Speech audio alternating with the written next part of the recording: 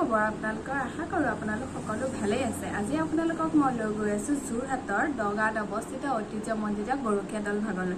তেন্তে আহকচোন বলক মোৰ লগতে চাওক তাৰ নজনা কিছু কথা জানিব।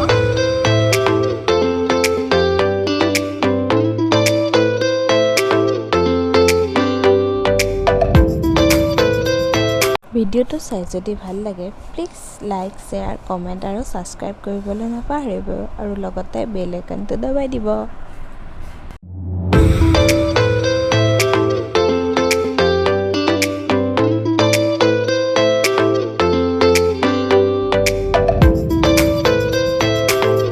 লোকবিশ্বাস অনুসৰি এই দলত শিৱৰাত্ৰিৰ অস্তপহৰত শিৱ পূজা হয় আৰু হাফলুটোত উই থকাৰ চিন নাই, কিন্তু তাত এযোৰ ফাটি সাপো দেখা যায় মাজে মাজে।